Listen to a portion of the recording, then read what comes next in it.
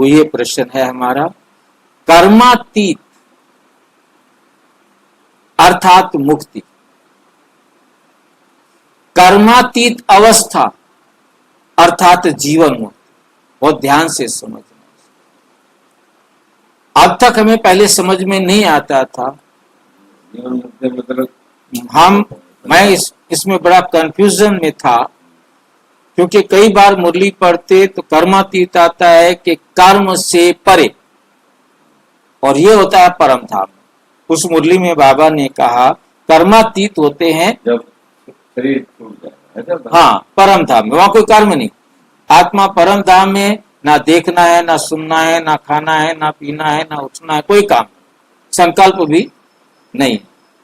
अब दूसरी कुछ मूल्यों में आता था कि है ना कर्मातीत अवस्था, कर्म करते न्यारे होते, कर्म करते हुए कर्म के प्रभाव से न्याय। अब कभी पढ़ता था तो सोचता था ये क्या बात है, कभी पढ़ते थे तो क्या बात है। दोनों मेरे पास लिखे हुए, एक बात कर्म करते हुए कर्म बंधन से मुक्त। अब इसको आज हम अच्छी तरह से मतलब समझेंगे, क्योंकि बहुत अच्छा प्रश्न है और बहुत अच्छे तरीके से बाबा ने समझाया हुआ है। अलग अलग मुरलियों में अलग अलग तरीके से आज उन सबको इकट्ठा कर दिया। एक जगह फिर मैंने लिख रखा है, दूसरी जगह आया ना लिखा नहीं है, वो मुझे याद है। बाबा ने कहा था जब कर्मातीत अवस्था मतलब, आप देखेंगे अब इन दोनों को हम इकट्ठे अलग से समझेंगे अच्छी तरह। कर्मातीत अवस्था माना मेरे पास अब कोई कर्म करना ही नहीं, कर्म है ही नहीं, प्रभाव तो पड़ेगा तब ना। परम धाम में चले गए तो हमारा कोई मतलब नहीं। अब इसको ध्यान से देखेंगे, एक स्टेप बाय स्टेप समझेंगे इसको। कर्मातीत अवस्था अर्थात मुक्ति, और कर्मातीत अर्थात मुक्ति और कर्मातीत अवस्था अर्थात जीवन मुक्ति, ये दो चीजें हैं। क्योंकि बाबा आए हमें दो देने के लिए, मुक्ति और जीवन मुक्ति देने के लिए, ठीक है कि नहीं। इस बात को हमें बहुत अच्छी तरह से स्टेप बाय स्टेप समझने में इजी रहेगा। आज हम एक बहुत ही गूढ़ और गहन विषय को समझने जा रहे हैं। क्या कर्मातीत होना केवल मृत्यु के बाद की अवस्था है? मतलब कर्मातीत होना हमारी बुद्धि में परम धाम में जाएंगे, वहां कोई कर्म है ही नहीं, क्या सिर्फ वही है कर्मातीत अवस्था? कर्मातीत केवल मृत्यु के बाद की अवस्था है, जब हम शरीर छोड़ देंगे, हम परम धाम चले जाएंगे, वहां हम आत्माओं के पास कोई काम नहीं होगा। तो यही क्वेश्चन खड़ा किया है कि क्या वो है? दूसरा, या क्या शरीर में रहते हुए भी कोई कर्मातीत बन सकते हैं? शरीर में रहते हुए ब्रह्मा कुमारी मुरली ज्ञान में इसका उत्तर बहुत ही स्पष्ट और बहुत ही सुंदर रूप से दिया गया, क्योंकि हम मुरली स्टेप बाय स्टेप देखेंगे तो हमें आसानी से समझ में आएगा। नंबर 1, कर्मातीत पूर्ण मुक्ति की स्थिति।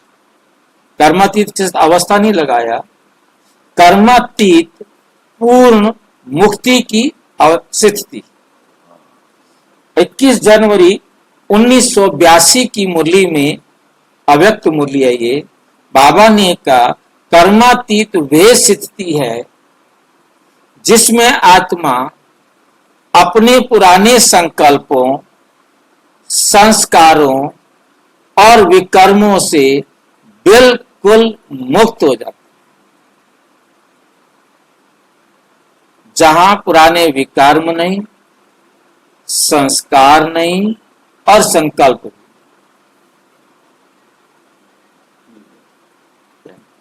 तो ये अवस्था जो है कर्मातीत मुक्ति, हम परम धाम में, वहां में संकल्प भी नहीं, संस्कार का चक्कर भी नहीं, विकर्म का चक्कर भी नहीं। यह है मुक्ति। मुक्ति का अर्थ है कर्म, शरीर और माया।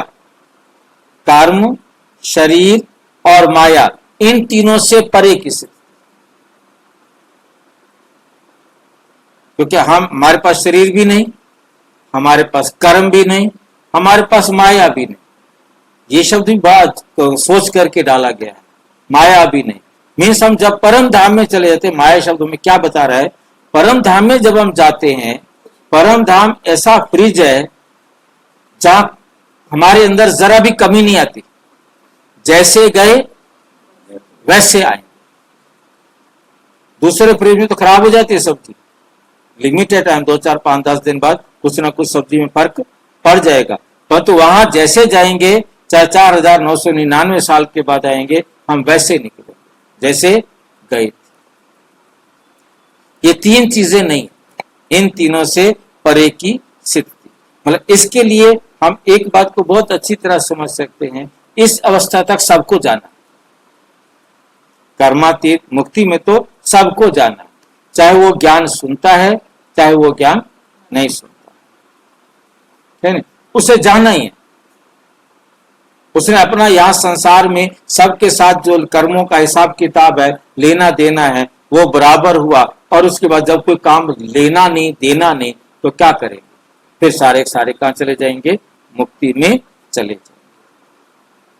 उदाहरण, जैसे सूरज की किरणें सब पर पड़ती हैं, लेकिन उनसे कुछ चिपकता नहीं, किरणों से कुछ भी चिपकता नहीं, वैसे ही कर्मातीत आत्मा संपूर्ण निष्कलंक होती है, संपूर्ण रहती है और निष्कलंक, उसके ऊपर कोई दोष नहीं लगता, कोई भी प्रभाव नहीं पड़ता।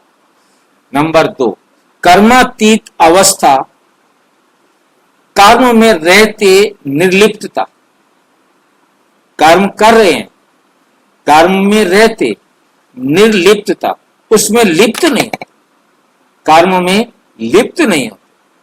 लिप्त हो जाने का मतलब होता है खुशी या दुख, या तो उसको काम करने में खुशी मिल रही है या उसे दुख मिल रहा है, ये दोनों नहीं, निर्लिप्त मतलब कोई प्रभाव नहीं, कर्म कर रहे हैं परंतु कोई प्रभाव नहीं। ऐसा कभी होता है कि हम कर्म कर रहे हों और हमारे ऊपर कोई प्रभाव ना हो। निमित्त, उसके लिए शब्द है निमित्त। जब हम अपने आप को निमित्त समझते हैं कि बाबा ने कहा है ये करो, बस मुझे अब कुछ सोचना नहीं, मैंने कर दिया, मैंने कर दिया, बस उसका क्रेडिट नहीं लेना, उसका फल नहीं खाना। बाबा ने कहा मैंने कर दिया, बस मुझे इस बात की संतुष्टि है कि बाबा के डायरेक्शन पर जो आदेश दिया था वो मैंने फरमान पूरा किया, मुझे उसकी कोई खुशी वाली बात नहीं, क्योंकि कराने वाला वो है, उसका काम था, मेरे को तो कहा मैंने कर दिया, और उसमें सफलता असफलता कोई भी फीलिंग मुझे नहीं, निर्लिप्त।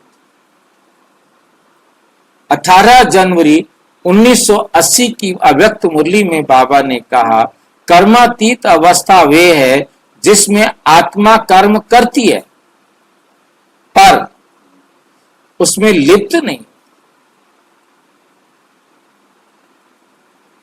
लिप्त हो जाते हैं, जैसे आप टेलीविजन देख रहे हैं, कोई बैठे बैठे रो रहे होते हैं सीन देख करके, कोई इतने खुश हो जाते हैं, एक्साइटेड हो जाते हैं, टेलीविजन भी तोड़ डालते हैं, गुस्सा आ जाता है ना, पाकिस्तान हार गया, पाकिस्तान जीत गया, टेलीविजन तोड़ दो। कहने का कि इतना ज्यादा उसके अंदर लिप्त हो जाते हैं कि बहुत ज्यादा खुशी या दुख की फीलिंग करते हैं। कमल की तरह जल में रहकर जल से अलग, कर्म करते हुए कर्म के प्रभाव से अलग, ये अवस्था ही। हाँ, कर्म छोड़ा नहीं जाता लेकिन उस पर असर नहीं, कर्म कर रहे हैं वो तो कर्म करने का उसके ऊपर कोई असर नहीं होता। उस समय आत्मा के संकल्प भी सतो प्रधान होते हैं, ये बात नोट करने वाली है। उस समय उस आत्मा के संकल्प भी सतो प्रधान होते हैं। मतलब कहने का है कि दोनों के अंदर हम अंतर को बहुत अच्छी तरह समझ लें। जो मुक्ति है उसके अंदर हम अंत तक जितने कर्म करने हैं, हर कर्म के साथ एक कर्म कम हो रहा है। जैसे मान लो कि मुझे विनाश होने तक, आखिरी कर्म करने तक 100 कर्म रह गए हैं। मैंने एक कर्म कर दिया तो 99 रह गए ना, 2 कर दिया तो 98 रह गए ना, 20 कर दिए तो 80 रह गए ना, 50 कर दिए तो बाकी 50 रह गए ना। तो 50 कर्म क्या हो गए? कम हो गए। अब लास्ट में आखिर एक कर्म रह गया, आखिरी एक कर्म रह गया जो मैंने आखिरी सेकंड में करना। ठीक है? तो आखिरी सेकंड में कर्म करने के बाद मेरे पास कोई कर्म अकाउंट ही नहीं, मेरे पास कोई काम करने के लिए है ही नहीं, और मैं फिर क्या करूंगा? परम धाम, नहीं, परम अवस्था में चला जाऊंगा। अच्छा, ये क्या जीवन मुक्ति वाला क्या है, कर्म की अवस्था वाला क्या है? इसके अंदर क्या होता है कि उसमें कर्म खत्म होते जा रहे हैं, परंतु यहां मेरी अवस्था, आज मैंने बाबा की श्रीमत पर 10% चला, मेरी 10% की अवस्था हो गई। अब मैंने आगे मंथन किया, सोचा कि इस अवस्था को थोड़ा और बढ़ाया जाए। अब मैं बाबा की श्रीमत पर चला, न्यारा और प्यारा रहा, वो अवस्था मेरी 30 हो गई। मेरी अब न्यारी और प्यारी अवस्था 40 हो गई, न्यारी और प्यारी अवस्था 50 हो गई। यहां हमारी अवस्था में सुधार आ रहा है और वहां हमारे कर्म खत्म होते जा रहे हैं, इसलिए हम कर्मातीत बन रहे हैं। और इधर हम आत्माओं में सुधार आ रहा है। ये जो सुधार है, इसका रिजल्ट हमको जीवन मुक्ति में मिलेगा, सतयुग में मिलेगा। क्यों मिलेगा? क्योंकि हम जब अपने आप को जितना न्यारा और प्यारा बनाएंगे, उतना अकर्म का खाता बना सकेंगे, और जितना हमारा अकर्म का खाता बनेगा, उतना हम सतयुग के जीवन मुक्ति के अधिकारी बनेंगे। तो इस प्रकार से, हाँ जी, वाले को कर्मातीत अवस्था कहेंगे। किसको? वैकुंठ वालों को। वैकुंठ वाली आत्माएं जो गई हैं, वो कर्मातीत अवस्था में रहेंगी, तो नहीं, क्योंकि वो अपने आप को सुधार कर ही रही हैं, उनको मेंटेन करके रख रही हैं। बेशक उसकी अवस्था 100% बन गई है।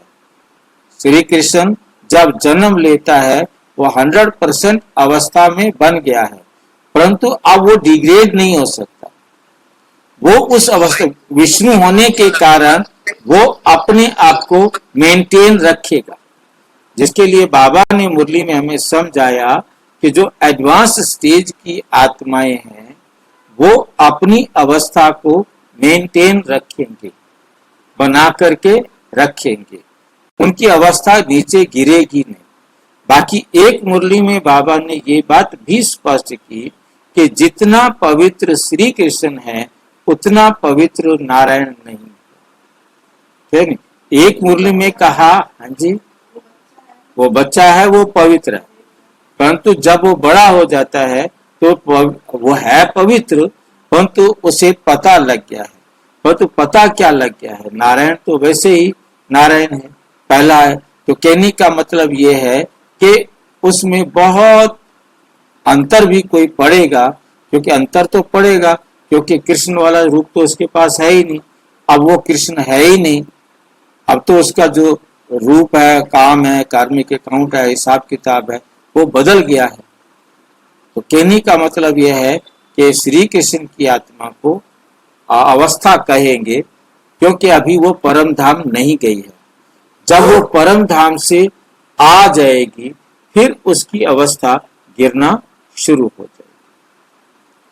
तब तक उसकी अवस्था में सुधार आता रहेगा, जब तक उसने परम धाम जाना है।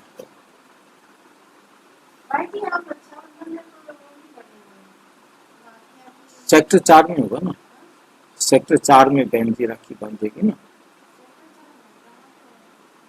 अभी अभी संडे को भी प्रोग्राम है वहां पर, तो आप चलना 10 बजे से। हाँ, संडे। तो यहाँ पर आओगे तो फिर सवेरे 7 बजे से पहले आना पड़ेगा, क्योंकि 7 बजे क्लास खत्म करके ना मुरली सुना के फिर मुझे वहां जाकर ब्रह्म भोजन बनाना है।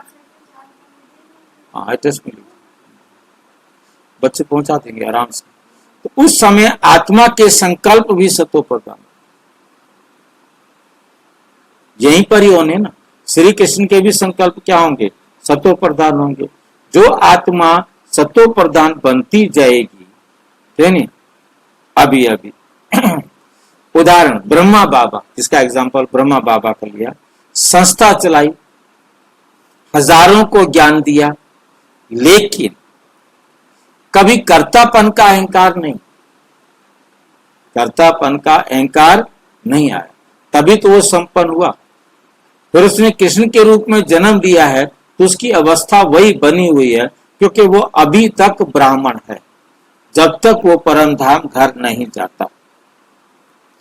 नंबर 3, जीवन मुक्ति कर्मातीत अवस्था का चिन्ह। जीवन मुक्ति क्या है? कर्मातीत अवस्था की निशानी है। 21 जनवरी 1982 को अव्यक्त मुरली में जीवन मुक्त आत्मा वे है जो शरीर में रहते हुए भी संकल्पों, दुखों और बंधनों से परे रहते। उनके संकल्प नहीं चलते, उनके दुख नहीं होता, उन्हें कोई बंधन की महसूसता नहीं।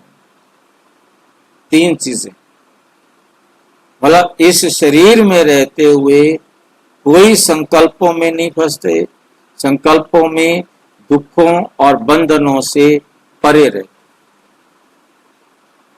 ऐसा संकल्पों के लिए बाबा ने कहा, तुम अपने संकल्प क्यों चलाते हो? तुम अपने संकल्प क्यों चलाते हो? मैंने कह दिया तुम करते जाओ, तुम अपना दिमाग क्यों घुमाते हो? ऐसे कर लेंगे, वैसे कर लेंगे, अपने संकल्प चलाओ ही मत। जो बाबा ने कहा वही मुझे करना है। दुख आया, हमें पता लग गया है, फिर भी हम दुखी हो रहे हैं, बंधनों में फंस रहे हैं बेमतलब। कर्म बंधनों से अपने आप को मुक्त करें। ये अवस्था निरंतर आत्म स्मृति से आती। जब आत्म स्मृति में रहेंगे निरंतर, तो ये अवस्था आ जाती है। ये स्थिति उस आत्मा की होती है जिसने मैं आत्मा हूं वो जीवन में धारण किया है, जीवन में धारण किया है। उदाहरण के लिए, जैसे पायलट विमान में बैठा होता है, लेकिन जमीन से बहुत ऊपर, वैसे ही आत्मा स्थिति में ऊपर उठी हुई होती है, अवस्था उसकी बहुत ऊंची होती है। नंबर 4, कर्मातीत बनने की प्रक्रिया, आत्म निरीक्षण, आत्म का जांच करना, चेक करना और चेंज करना। ये मुरली है 21 जनवरी 1982। हर कर्म से पहले, बीच में और बाद में आत्मा ये देखे क्या ये योग युक्त कर्म है। जो भी कर्म आप कर रहे हैं वो बाबा की श्रीमत के अनुसार है। जो संकल्प आ रहे हैं बाबा की श्रीमत के अनुसार है। हर चीज को बाबा की श्रीमत के अनुसार चेक करते हुए चलेंगे। योग युक्त कर्म ही बंधन से मुक्त बनाता है। योग युक्त कर्म ही बंधन से मुक्त बनाता है। डेली प्रैक्टिस, रोजाना 1 घंटे में 1 मिनट योग करना। 1 मिनट के लिए, हर घंटे 1 मिनट के लिए अपने आप को चेक करना, काम छोड़ करके अपने आप को चेक करना। मैं आत्मा हूं, ये कर्म मेरी सेवा। प्रतिदिन संकल्पों का निरीक्षण करें। रोजाना अपने संकल्पों को जांचो कि मेरे पास जो उठने वाले संकल्प हैं वो बाबा की श्रीमत के अनुसार हैं। नंबर 5, कर्मातीत आत्मा की सेवा संकल्पों से चुप्पी से, संकल्पों से चुप्पी से। कर्मातीत आत्मा की सेवा कैसे होती है? संकल्पों से और चुप्पी से। 21 जनवरी 1982 को बाबा ने कहा, कर्मातीत आत्मा मौन और संकल्पों से सेवा, मौन चुप रहकर संकल्पों से सेवा करती है। उसकी उपस्थिति ही वातावरण को पावन बनाती है। उसकी उपस्थिति ही वातावरण को पावन बनाती है। उदाहरण, बीके केंद्रों पर कुछ बड़े बुजुर्ग बहुत कम बोलते, पर उनकी उपस्थिति से शक्ति का अनुभव होता है। ये संकल्प सेवा ही है।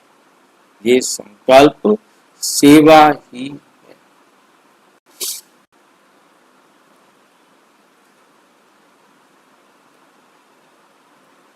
निष्कर्ष, कर्म में रहो और कर्म से परे बनो। कर्म में रहो परंतु कर्म से परे बनो। जो कुछ बनना है वो कर्म से परे। कर्मातीत बनना कोई भौतिक क्रिया नहीं, ये एक आध्यात्मिक स्थिति है। ये अभ्यास श्रीमत योग बल और सेवा भावना से आती है।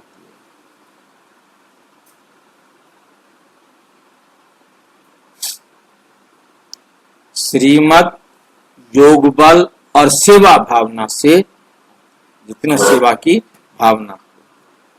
ये मुरली 21 जनवरी 1982 की मुरली में फिर से कहा, कर्मातीत आत्मा वे है जो देह में रहते हुए भी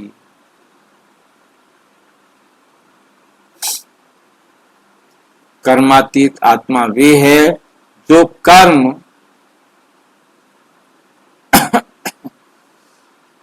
जो देह में रहते हुए भी कमलवत स्थिति में सेवा, कमल फूल समान स्थिति में सेवा करती।